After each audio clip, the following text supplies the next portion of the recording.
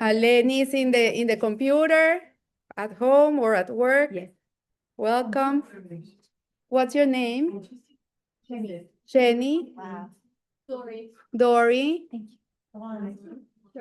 Sharon. Pearl. Sarah. Jackie.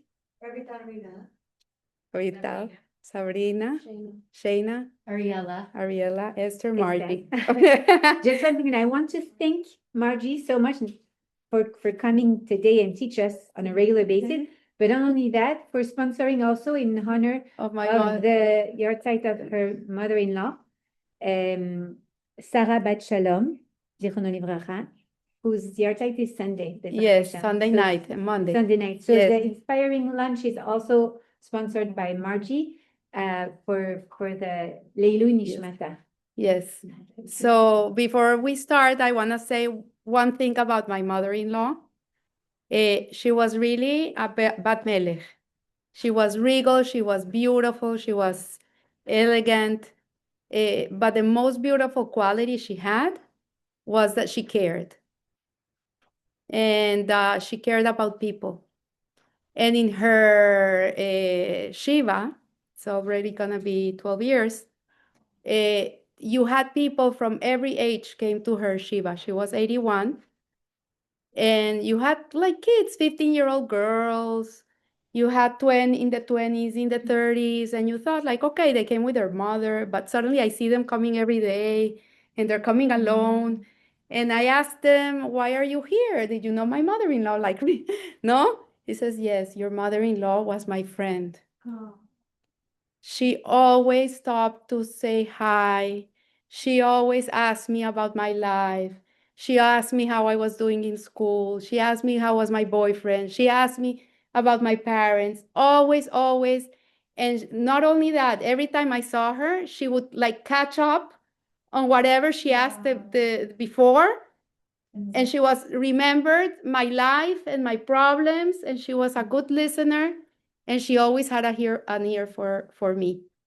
So I had the great fortune to be the daughter-in-law. I'm gonna cry. Of her. Her name is Sarah Bat Shalom, but she was known as Gladys. Gladys, and I have a granddaughter. Her name is Simha Sarah, and in her paper she's Gladys Sarah. Because of her. And I thought that it's something that is very important nowadays, especially nowadays, that people have no time to look at anybody. People, like last night, I went out to dinner with my husband, and you have this beautiful couple sitting next to it, like they went out to dinner. And the husband is in the phone. The woman is like this looking at the husband to see when he's gonna look at her. There's no sensitivity anymore. Like it's very scary to see. He even had like a TikTok or something was going on loudly. He's not thinking he's in a restaurant and there's people next door. You know, he's not looking at the wife. And I'm like looking at my husband, and I said it out loud and in Spanish. I don't know if they understood because right away he put it away. But I said, look how sad it is. A couple goes out to dinner. They're in a very expensive restaurant. For sure, whatever they're gonna eat, it's not less than $300 between the two of them. I saw they asked for wine, they asked for this. I said, they're $300 plus the babysitter they just hired, another 100 and something dollars. It's a $500 night. And the guy is not looking at the wife. So this is something that really people have to really, I say there should be a new book of etiquette. My mother-in-law was very much into etiquette. She had the Tiffany book of etiquette and the no sé qué book, and her tables were beautiful, very elegant, but not only elegant outside, you have to be internal elegant. You have to be a person that when you're in a place and you're with people and you're in a shiur or you're in a shul and the rabbi is talking and you're in a place, then just like listen, stop. Nothing happens. You can put it away. You can turn it on messages. The world is not falling apart while you're 1 hour having lunch with a friend. and then you get back to your life. But when you're with someone, it's very important to make them feel alive, to make them feel that they are real, that they exist, and that they're important. Because I find that today, a lot of the problems in society today is because people are not being felt. They don't feel they exist. So they have to go to these crazy things, putting tattoos from their head to their toes, so people can look at them and say, oh, what's wrong with this person? Or this is a new fashion, or, they have to call attention in a certain way because they have to they have to belong somewhere. And this we're seeing in college campuses with students becoming part of certain groups of people that are not the best people. And everything goes back to that, that is that a person feels they don't exist. They're not seen. And that was the quality of Sarah Bat Shalom. I hope this message comes to all of you in your own lives, but be present and be there. Be there. They asked the Rebbetzin Hayamushka, what was the biggest attribute of the Rebbe? One day they interviewed her. And everybody thought, no, he's a giant, a Torah giant, Kabbalah, whatever, the Shluchim. And she says, you know what? The biggest quality of the Rebbe is that he cares. That he cares. That's it. It's simple. Salud. See, it's true. Okay, so let's go to the Tanya. We were discussing the differences between the tzaddik and the page 50, where it says a tzaddik who suffers. So we were discussing the differences between the different types of tzaddikim and rashas. And we mentioned the Benoni, which is that person that we're all aspiring to become, right? We're wannabe Benonis. So the Rabbi Steinsvold, he says in page 50, a tzaddik who suffers, in the half of the page, refers to a tzaddik who still grapples with evil but dominates it. For this reason, he's not considered a complete tzaddik. So this is a person that he has no yetzer hara whatsoever, zero. He has no personal agenda. He's not living to see what he's gonna gain from the world, has no pleasure from the world, but there's a little bit, there's still a little vestige of pleasure of the material world. It's almost, you can't even see it. It's like 1/60th. In Halacha it says that if you have a pot of chicken soup boiling and a little drop of milk falls into the pot, it's still kosher. You can still drink it because that 1/60th nullifies itself in the 60th. So it becomes like it's non-existent. So with the tzaddik that he calls it the imperfect tzaddik, in another book it's called here it's the tzaddik who suffers. In another book they call it the imperfect tzaddik. Is a person that has such a tiny little nothing that it really it reabsorbs and it's like it doesn't exist. So that's that. So you want to read the Ubagemada here? Yes. ובגמרא סוף פרק ט' בברכות צדיקים יצר טוב שופטן רשעים יצר הרע שופטן בינונים זה וזה שופטן. Okay. So in the Talmud, at the conclusion of the 9th chapter of Berachot, and this I want to point is that the Alter Rebbe, he's always quoting where he takes things out from, so you see that it's not like his ideas, it's really he's bringing it out from the sources. He says that good inclination rules the righteous, the evil inclination rules the wicked. And the Benonim are ruled by both inclinations. So according to the Talmud, it says, like, if you in 180 years go up to heaven and you're 80% good and 20% bad, then you're gonna be seen up there like completely good. If you're 20% good and 80% bad, you're going to be seen as completely Rasha, right? And a Benoni is a person that's half and half. It's half good, half bad. But the Alter Rebbe has a different definition for this, and he's going to explain why. Because he says that that it says here the word for rule shofet also connotes to judge, and this Talmudic teaching is thus derived from the verse, for he stands at the right hand of the needy to deliver him from those who judge him. This is in Psalm 109. Two judges advocate in the inner consciences of one being. So who's the judges? It's the godly soul and the animal soul, or Yetzer Hara, Yetzer Hatov. One good inclination and one evil inclination, and the difference between people on various spiritual levels between tzaddik and rasha is their ultimate decisive inner authority. So we have something called the conscience, right? You have a conscience. Yeah, some people, they want to steal. They have this thing inside of them. They, how do you call them? Kleptomaniacs, right? Kleptomaniac is, yeah. Yeah, they come wired, they go into Bloomingdale's and, even if they can pay for it, they have that urge to put it in their pockets, right? It's a mida it's sick. It's a sick mida.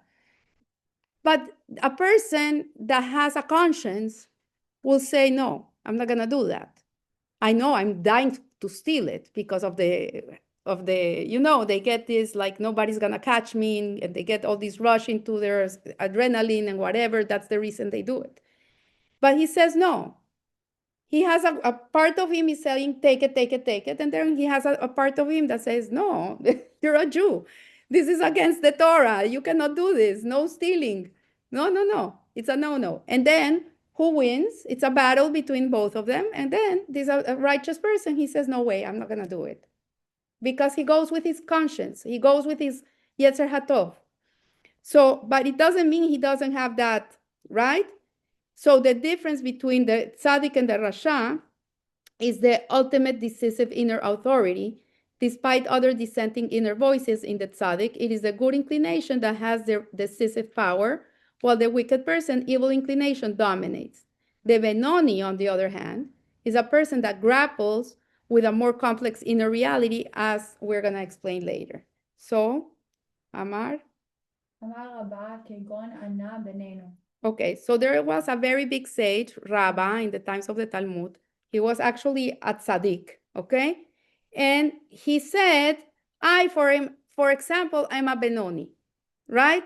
So his student Abaye, what did he say?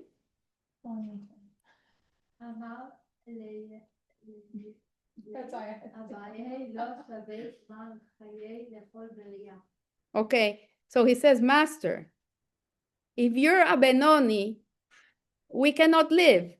We're gonna die. We're Rashas. Like he's the giant of the generation. This Rabbah, he was like to say the Gaon of the time.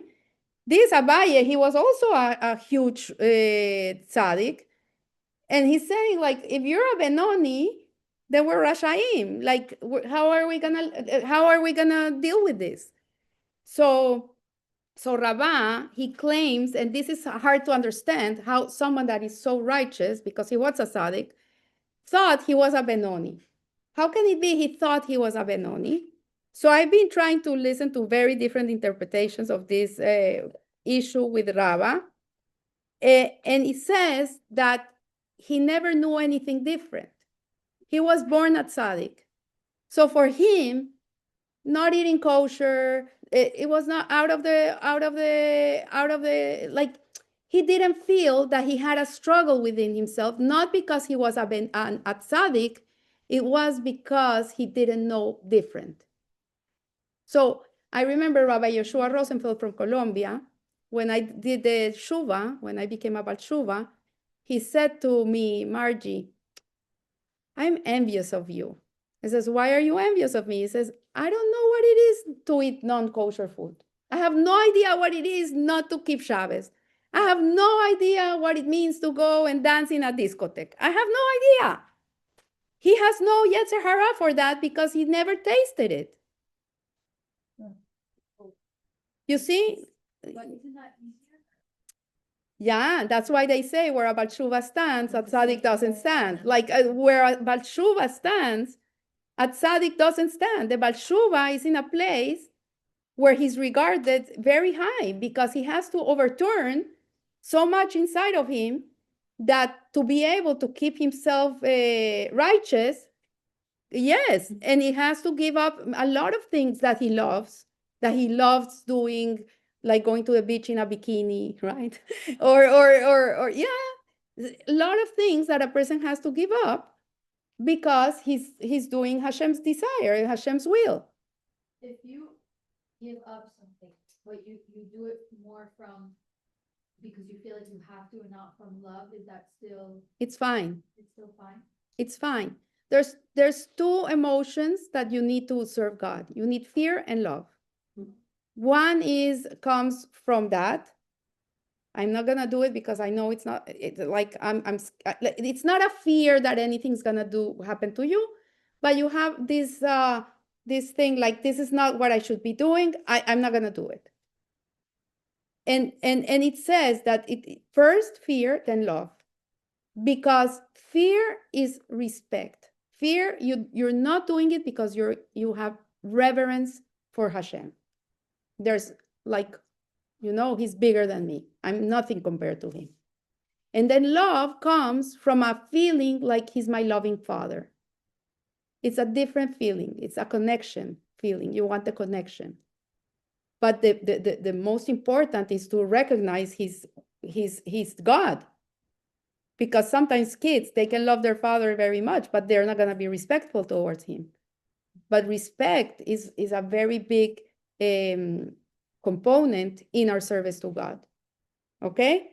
And you know what? In my lifetime, I'm a Bal Shuva, and I've done my Shuva sometimes through love and sometimes through fear. So once, for example, I say we were in a plane going from Venezuela to Miami, Caracas to Miami with my husband, and the plane suddenly starts dropping, and I'm getting dizzy, and I say to him, is this thing going down? like I'm getting dizzy. And he says to me, I think so.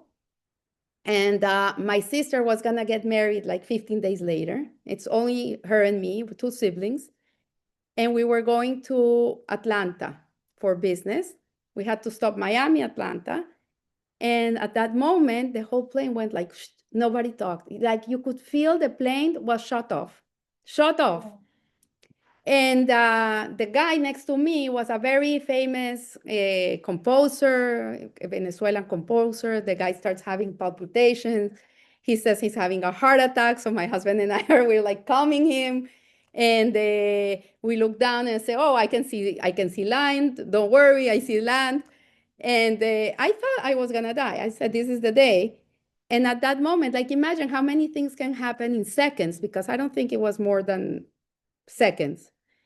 And I said, Hashem, how in the world are my parents gonna marry my sister after getting up from a shiva of their oldest daughter? Like I couldn't imagine that. Like it was like that's all I could think about. Like how in the world? How are they gonna survive this? Like you cannot cancel the wedding.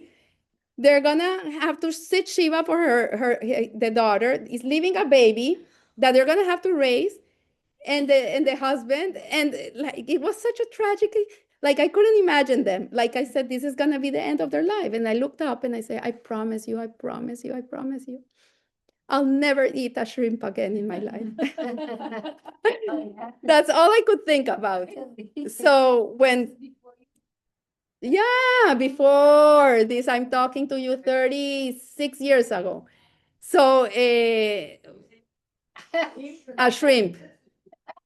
That's all I could think about. I didn't know anything about anything, really. Wow. I didn't know, like we were very traditional Jews, but very ignorant about. But it's funny he's still talking to God. Like he still had the relationship. Because a Jew always has that. Wow. So I'm at that moment the plane went like rip, and it started again, and then everybody had their life vest on, everything, but the people, nobody talked anything. The pilot then says, I'm sorry, we had a problem. We're going back to Caracas, half an hour back. When we get out of the plane, I'm shaking. I can't even walk. And I told my husband, you know what? I made a promise. And he said, what did you promise? I said, I promise I'm never eating a shrimp again in my life. So you have to understand, we were very big shrimp eaters. Like we loved shrimp. And he goes to me like, no, you promised that? And I said, yeah, I had to do something, like something, give something for something, right? And it's funny because a few years later, we were going on a plane from Sao Paulo. In those days, you didn't have planes like today that they go like 3 planes a day to one place. Like you had to go, they call them lecheros. Like you go from Sao Paulo to Lima, to Ecuador, to Quito, Bogota. It was like a whole thing to get to your city. And when we are in Lima, waiting for the plane to come so we could go in the plane, I see it's the same plane company than the Venezuelan company. So I see Avenza and I say, Roberto, I'm not gonna get on that plane. I'm sorry. He says, Margie, we have to. If not, you're stuck in Lima for 8 days because there's no more planes to go back to Colombia. Like it's not like today. Like traveling in those days was not like today. So I get on the plane. He got first class tickets. Okay, in those days, not like with the points, like really, they were really expensive. And the woman's standing there with the champagne, and I'm like, look. I never drank ever. And he's like, the woman is looking at me, and my husband says she's very nervous. And he tells her the story. So she says, oh, you were in that plane? It was like a known thing. And so he says, we never know what happened. Nobody told us. He says, I only gonna tell you one thing. It's a miracle you're alive. Wow. I'm not gonna tell you what happened because if not, you're never gonna get on a plane ever again. But it's a miracle you're alive. So yeah, in times of distress, you have to, there's ways to connect. So Did you not eat shrimp after that? ever again, Wow. ever again. And he also stopped. Wow.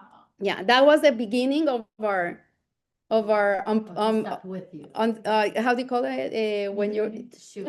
no, I always say to people, you want to be frum, start eating kosher. Like if you don't want to be frum, don't eat kosher. Yeah, because you can't. Because kosher, the food, it unplugs you. It's like there's a, you know, when you're in your bathroom, when you wash your hair, it gets drained and clogged and you have to call the plumber to bring it. Okay, non-kosher food does that to you. It blocks you. It takes away sensitivity. And the kosher food is what makes a Jew sensitive because it becomes your blood, it becomes your cells, it becomes you. Wow. Okay, so let's go back here. Okay, so in order to understand all these, a thorough explanation is needed. So it says, the Alter Rebbe now embarks on an exploration of these three distinctions, Tzaddik, Rasha, and Benoni. He will show how these definitions lie at the very bedrock of divine service, which is crucial. And the question that every person must ask himself is when he chooses his spiritual path. So it also, you want to read that, Begam? Want to read it? Yeah. וגם הנביאים, מה שמע יהיו, בקרב פרק א', ריבונו של עולם, ברק הצדיקים וברק ראשיתו. Okay, it's also important to understand this statement of Job that cites the chapter in Baba Batra, Master of the universe, you created righteous people and you created wicked people. So what is he saying here? He's saying you created good and bad. There's people who are born good by nature and people who are born bad people, bad apples. So he was grievous with this complaint. And as the Talmud states it, it's not a protest regarding his own personal plight. You know, Job's story, the poor guy lost his wife, his children, everything he had. But he really had a question. He said, like, it's not fair because if people are born good, okay, thank God, they're good. they have no problem. But if a person is born evil, then what's the point for this person? He's never gonna be able to become good person. I learned with someone that is a psychologist. She's specializes in trauma, excellent psychologist. And when we came to this portion, she talked about the narcissist, the psychopath, all these type of people that she says, according to psychology, they can never become good.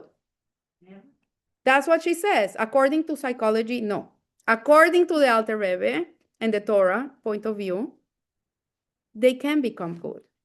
They can choose to become good. It doesn't mean they're not going to have this horrible inclination. They're always going to have this Yetzer Hara bothering them. But they can choose.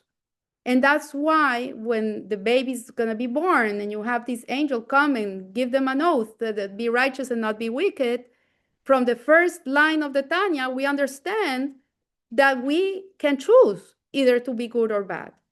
The problem is that when a person does bad things, every time he does an Aveira, Goreres, Aveira, every time a person has a bad thought, for example, and he starts contemplating this thought, then that thought is going to go to his lips. And then from the lips, it's going to become his action. So the more contaminado, more polluted the mind is, the worst is going to be that person's behavior. And today in psychology, we understand that there's cognitive behavioral therapies, and there's neuroscience, and there's a lot of things that you can do to rewire the brain. It's something that can be done, but it's not easy. So people usually it's okay, this is how I was born, this is how I am. Always people don't recognize that they're bad. Most of these people don't recognize that they're bad. That's why we were saying about the perfect Rasha, the Rasha that doesn't suffer is a person that never has a regret. So he doesn't have a regret, he doesn't have remorse, so he's never gonna do amends, he's never gonna return. So the first thing is the person has to be remorseful. Person can say, oh, you know what? What I did is not okay. And then, okay, I regret it. It's not okay. And then he takes charge and he goes and he works on himself to become a better human being or do things that are proper to do and stop doing what it's not proper. But the problem is that there's people that they fall into this behavior pattern since they're little, and sadly, they come wired with these predispositions because the brain is already wired like that, but nobody shows them, hey, there's another way, like go this route. You can always go this way. And it takes a lot to be able to come to recognize that one is not a righteous person. Yes.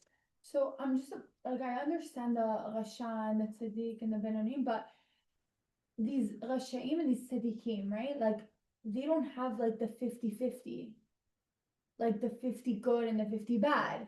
So how does like let's say an evil person that has regret, right? Like what do you mean? Like how do they have regret? That means that they also have the good inclination. If they have regret, Yeah. it's because they are able to have an inner awareness that whatever they're doing is not okay. But doesn't that come from the good inclination? That comes from the good inclination. So they do have a good inclination. Everybody has a good inclination. So it just depends on how much of it you have. Exactly. That what's Job saying here is like you created good people and you created bad people. And so he's saying, for example, he's giving here an example, like you have an ox is born with a split hoof, so he's a kosher animal. He was born a kosher animal. But you have a donkey who has a closed hoof, he's not a kosher animal. The donkey is always going to be non-kosher. He's saying like, okay, this one is kosher, this one's not kosher. So he's comparing a person like an ox or a donkey. Like either you're a kosher person or you're a non-kosher, and that's it. You're born like this, And that's how you are. And I'm sorry. And for the rest of your life, okay, you're this. That's who you are. And here the Alter Rebbe is saying, no, no, no, no, no, no. It's not like that. It's not like that. A person can come to be taught that what is okay, what's not okay. And here in the Tanya, when he talks about good and evil, it's very specific. Good is the 248 mitzvot, evil is 365 transgressions. That's what, when he's talking about good and evil. Okay? So his claim, Job's claim, is that God, he created people or entities that are already predetermined to be the way they are. And so every created entity must live with the confines of its genetic makeup in accordance with the immutable gifts in which it was endowed.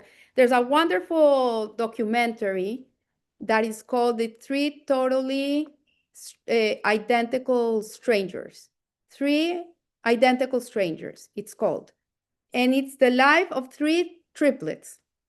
And it's in the times after the war. It's a real story. It's a very sad story where these triplets were put in an adoption place because the parents couldn't take care of them. The parents Jewish place, and in the place it happened to be that they came like a few twins and triplets. It's very strange at the time to have twins. It's not like today. So these they track them. They put them in adoption homes and they track them through their lives to see if they're the same, if they're different, if it's nurture or nature. They made this whole study. What happened is, and you can see it, it's on YouTube. It's an old documentary. And one of the triplets is in a college. And one day, one of the other triplets ends up in the same college. They don't know they exist. They have no idea they have a triplet. So this other guy comes to college and the friends, hi, how are you? I don't know, Joe. I'm not Joe. Yes, you're Joe. Don't trick us. Yes, no, I'm not him. And he says, but you look like him. So they call the other guy and says, no, that's not me. Oh my And God. it happened to be, they realized they have a twin. They found out, oh, we're adopted, you're adopted, we're twins. You have to meet, we're twins. Okay, they're in the news, they're in every magazine. Like this is an anomaly, right? In the Times. And when they're being interviewed in the news, suddenly there's a triplet and he's watching the news and he says, oh, they look exactly like me. And they sit the same way and they scratch their head the same way. It's unbelievable how exact they were. So the three of them meet, know what, this is the story of the week, right? And then they start seeing that they were an experiment, that they were looking at them. The parents didn't know. The parents knew that they kept up with them, but they didn't understand, like these are Holocaust survivors. But the point of the movie is that at the end of the movie, you see how one is secure, it's a secure person, the other one is very depressed, the other one, and the whole point of the movie is it nurture or nature? Yeah. What is it? Is it genetic? Is it the DNA of a person that makes him to be the way he is? Is it the place where he's being brought up, where he's being nurtured? And at the end, they said, yes, it's nurture nature, but you can always choose. You can always choose. And so this Hashem never takes away from anybody, the ability to choose between right or wrong. This is the only choice we have in life. There's no more choice. We think we choose the color of our clothes. We think we choose the ice cream we're gonna eat or the latte that we like. We think we choose, but we don't choose. We are already wired to choose the beautiful beige dress or the ice cream, the chocolate ice cream with vanilla or vanilla with fudge. Like you're already predisposed. But that you come today to learn Torah, it's a choice. That you light your Shabbat candles, it's a choice. That you pray, it's a choice. that you go and give tzedakah, it's a choice. So this, you choose. This is the only choice we have. And Hashem doesn't get in the way. He lets you choose. So that's what we're saying here. Like, no, nobody is born good or bad. Like, yes, maybe some people have a little more of a tendency to be like this. And maybe some people are by nature easygoing, happy-go-lucky, no issues with nobody, never talk about anybody, because it's not their nature. But when it comes to God and his will and desires, then that's where we have the ability to choose. So Rabbi Gordon, which I like him a lot, he says that he once interviewed an alcoholic. And he says, the alcoholic said to him, I'm an alcoholic. That's how I'm an alcoholic. He says, okay, when did you have your last drink? He says, 29 years ago. So he says, but 29 years ago, you're still an alcoholic. Like, how can that be? He says, once you're an alcoholic, you're always an alcoholic. He says, it's not gonna go away. Every morning when I wake up, I wanna drink. I wanna drink. I have the urge. And every day I say no. And sometimes I have to say no every 10 minutes. And sometimes I have to say no every hour. And sometimes I can go through a day and I don't need to say no. So the Benoni is this alcoholic. We're gonna wake up every day with the urge to do whatever it's wired inside of us that it's not meant to be done. But it's our choice to say no. No, not today. Not today. And the Alter Rebbe says, you don't say no to it. You don't say no to your Yetzer Hara because it's gonna drive you nuts. You can say to him in 5 minutes, in 10 minutes, in 1 hour, maybe tomorrow. let me do this first. And you play around it. That this concept of Alcoholics Anonymous is brilliant. But it really comes from the Torah, where you're not saying no, because the moment you say no, that animal inside gets really aggressive. So you have to tame it, tame it, tame it. The Alter Rebbe, they said that when he studied and his tummy was grumbling, he would like look at the watch and say, okay, in 10 minutes. And the watch would go 10 minutes later, and he says, okay, 15 more minutes. And he would keep on studying. And like that, he would keep it like for an hour. And then he would go and eat. Because it's not when the stomach says I have to eat. It's when I say I have to eat. It's my choice. So I don't know if we have 2 more minutes. Okay. So let's go here. It is also necessary to understand the nature of the level of the Benoni. So though the author of the Tanya lists 5 categories of individuals, we're in page 53, his focus in the work is on the Benoni. So although in this book, we're gonna learn the different type of Jew, because it's relevant, the Rasha, the Tzaddik, the Benoni, this book is really, it is the training force for the Benoni. This is called the Sefer HaBenoni.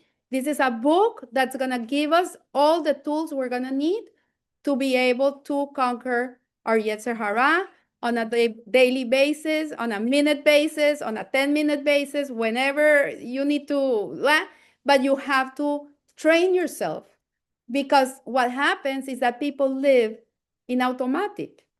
We live very automatically. We're not mindful. We're very spread out. We're doing 20 things at the same time. We are in a generation of pilot AI automatic. And in reality, when more mindful you are, more present you are, more you are conscious of every move you make, you're going to be able to have choice. But when we're living automatically, we don't have a choice. We lose our choice, because you're going to be a reactive human being. You're going to live through reaction and not through choice. So here, to finish off with this page, he says that the Benoni serves as the axis around which the entire book revolves. In fact, this section of the Tanya is called Sefer Shel Benoni, the book of the Benoni, porque this book deals primarily with the nature of the level of the Benoni, as will be explained. So we are not Rashas, we're Kra Rashas. Okay, we're Benonis trying to be Benonis. A Rasha is a person that's always falling, always falling. It's a person that never does it right. He has a bad inclination and he'll end up doing the wrong thing always. A Benoni is that person that has the choice. So sometimes we'll fall, but not always. So we're Kra Rashas. And we're trying to be Benonis. We're aspiring to be Benonis. This is who we really want to be. So it certainly does not mean that his deeds are half meritorious and half sinful. The general concept of Benoni, which literally means average or medium, is difficult to apply. Not every phenomenon can be divided in half with the demarcation of a third independent realm. There are many pairs that do not have a meaningful average or middle. And so what he's saying here is that the Benoni is someone who has an equal number of merits and transgressions, but he never acts. That's the thing. The Benoni will never act. He can think it, he throws it out, and then when he speaks and acts, it's like a tzaddik. So his behavior, it's like a tzaddik. And he doesn't contemplate bad. The moment it kicks in, he throws it away. He doesn't stay ruminating in your head. Oh, this lady told me this, and this one told me that, and then, and then you start feeling rage, and he never goes there. He's able to manage it through his intellect. Okay? So the Alter Rebbe teaches that the Tanya teaches a person to feel with the head and think with the heart. This is what we're gonna be doing. It's like you're bypassing that the thought is the proper thought, and the feeling is the proper feeling. And that's what when you go through life and you get a thought, the first thing you should do is say, is this proper thought? Is this a proper thought? Should I be thinking this? Is it proper? Is it holy? And then you go there, you go from there. But the moment that you train to do that, you're gonna see that you're not gonna be invaded by bad thoughts. Because most of us have that problem. Like we're always thinking horrible things. It doesn't mean only about people. We make stories in our heads, things that are not even real.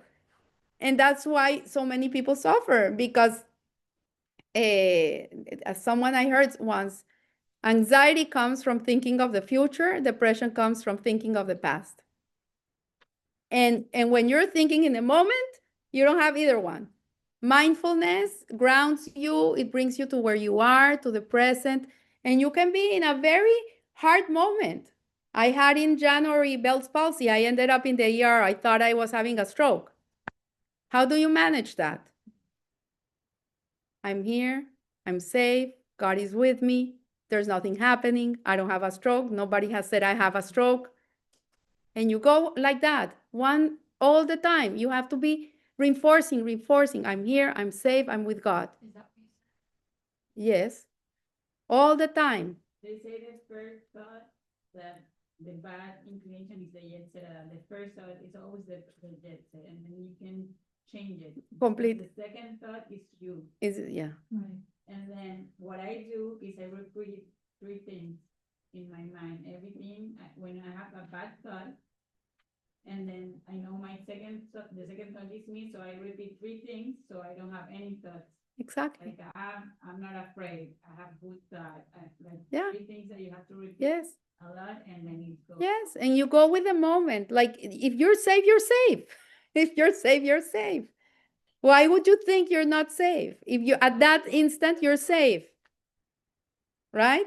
If you're not safe, like run, do whatever you have to do to save yourself. But in the moment, most of the time, we're so in a not safe place in our heads, when in reality we are safe. Okay? Bueno. Okay.